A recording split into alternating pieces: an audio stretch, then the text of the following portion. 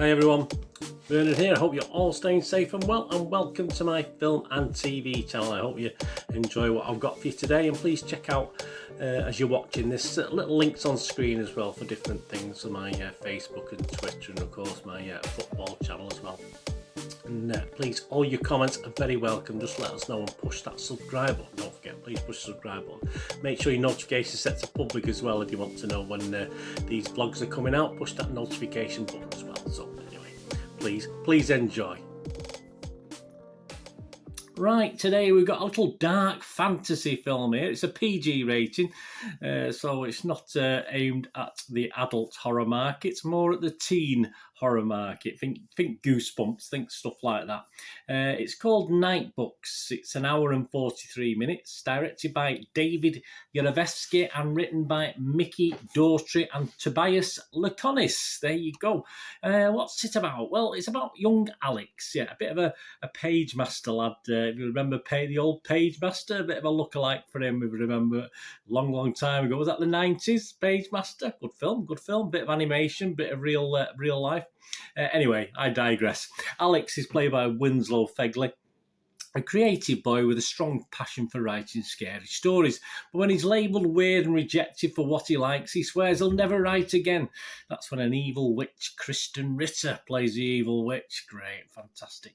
Captures him in a magical apartment in New York City and demands that he tell her a new tale every night if he wants to stay alive. Yeah, there are connections with old fairy tales in this one.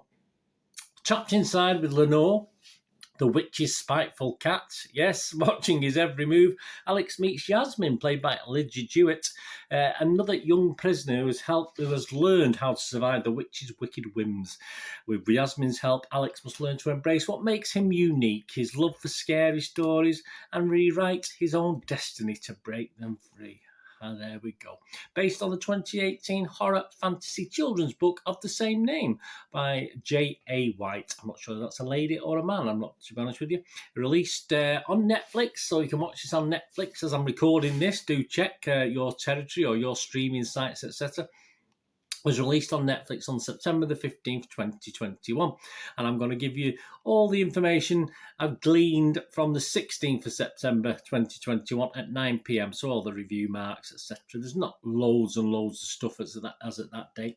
The critics, Rotten Tomatoes, 91% positivity. So that's like get an okay score based on 11 reviews, though. So not massive a lot. And it scores an average of 6.8 out of 10, which is fine. That's okay. Of the 11 reviews, 10 are fresh and 1 is rotten. The Rotten Tomato audience, there's less than 50 reviews been left, so take this with a little pinch of salt, but doing really well, 3.9 out of 5, so that equates to 7.8 out of 10. Internet Movie Database, Joe Public, You, Me, The Guy on the Street. Yes, interestingly enough, not as high, only 5.7 out of 10.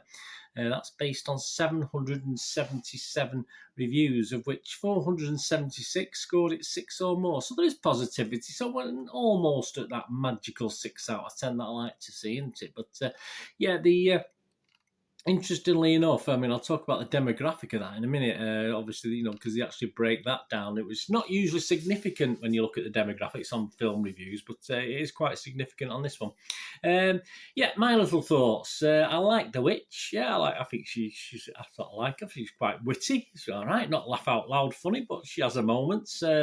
Not particularly initially bespectacled page master boy, little page master clone, but then and the other young actors, 2 young actors in it, and but you know me, sometimes I'm a bit unfair on young actors. I think they should be better for what they're doing, but they sort of grow on me, and they do an okay job by the end of this. It's only really the 3 main protagonists in it: the witch and the two guys are being held hostage, basically. There's far too many early jump scares trying to get you jumping. That's like the first 10 or 15 minutes of the film. It just wears a little bit thin very quickly, but fortunately it does calm down a little as the film progresses.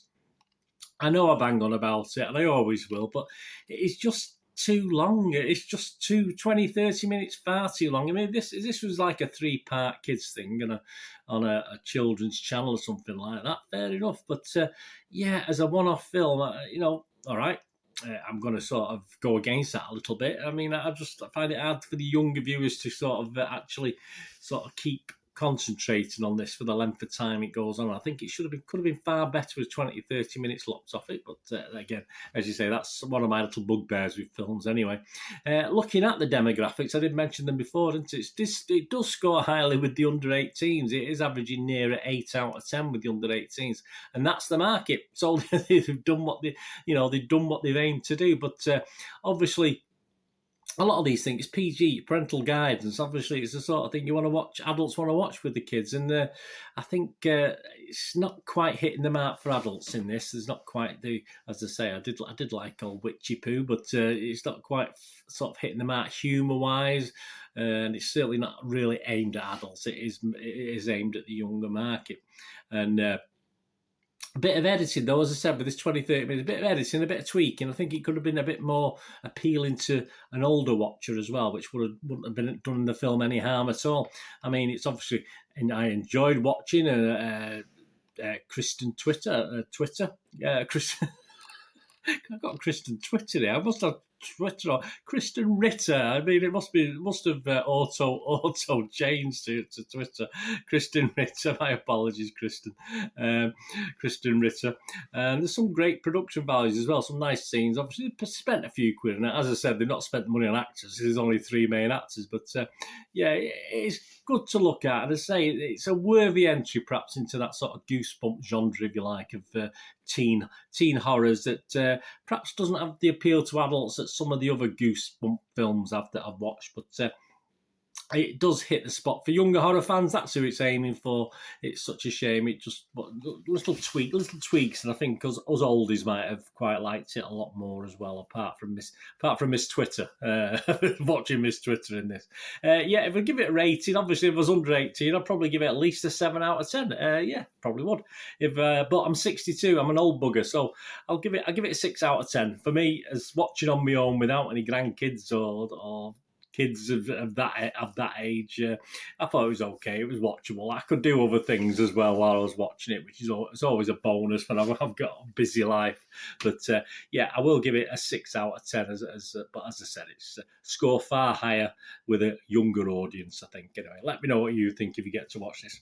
Anyway, thanks for watching. What we're going to do the rest of the day, have a great one. Look after yourselves, look after your friends, look after your families. More important, let's all look after each other. So we meet here again on the Film and TV channel. Or perhaps if you flick across, please have a look at my football channel if you get a chance. If you have any interest at all in my football team, Manchester City, I do the Citizen channel. But either way, until we do meet again, wherever it is, I only ask one thing, please. Stay safe, everyone. Thanks for watching. Bye for now.